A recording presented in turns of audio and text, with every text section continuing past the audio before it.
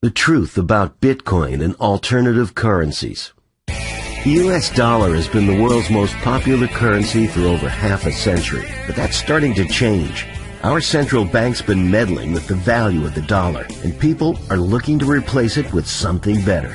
One currency has been making news lately, Bitcoin, a new digital currency.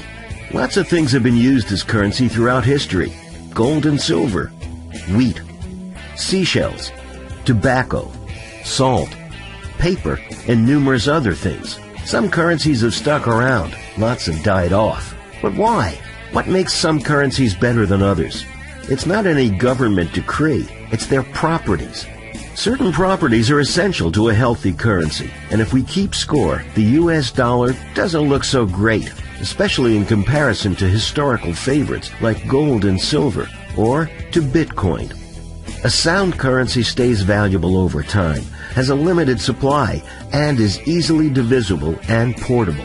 If we want to compare currencies head-to-head, we need to understand the importance of these qualities. Imagine that a currency doesn't stay valuable over time. For example, let's say we use bananas as a currency. Well, bananas have a lifespan. They eventually rot. A large store of savings in bananas would eventually turn to mush, and nobody wants to trade rotten fruit with each other. The US dollar doesn't rot, but thanks to the central bank, it's lost about 95% of its purchasing power in the last 100 years. Gold and silver don't rot either. They're durable and have a long history of being valuable. Bitcoin also doesn't degrade over time. The ones and zeros will be the exact same 50 years from now. It's a decentralized currency, not issued by any one institution, which means its value is independent of a government or central bank. As long as people find it valuable, it will stick around. Next, imagine a currency without a limited supply.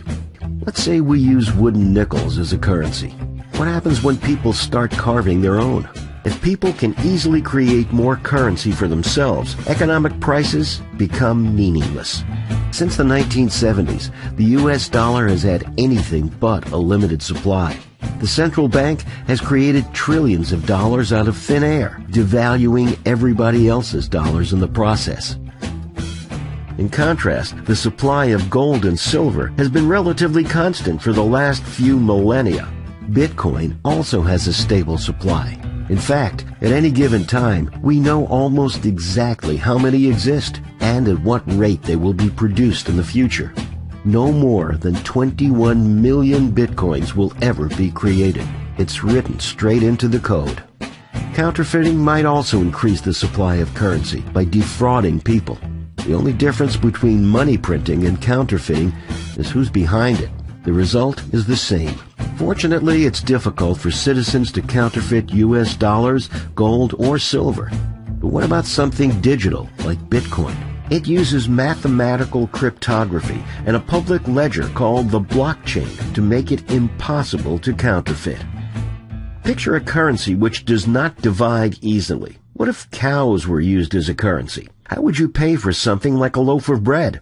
A cow is worth much more than one loaf of bread, and it would be very difficult to divide a cow into small enough units to make a fair trade. The dollar divides very easily, down to the penny. Gold and silver are a little bit more difficult to divide into small quantities. Bitcoins easily divide down to 100 millionth of a Bitcoin. A sound currency must also be portable. Imagine the difficulty of using cinder blocks as currency. The dollar is easily portable. Gold and silver are less portable, though on a gold standard, people usually carry around paper, which is redeemable in the metals. And bitcoins can be sent anywhere in the world with internet access instantly, regardless of the size of the transaction, and at almost no cost. So how do these currencies match up against each other? You decide for yourself. We can't know what the best currency is. We discover it over time. But if central banks keep inflating the money supply and people are free to choose, the US dollar likely can't stand toe-to-toe with its competition.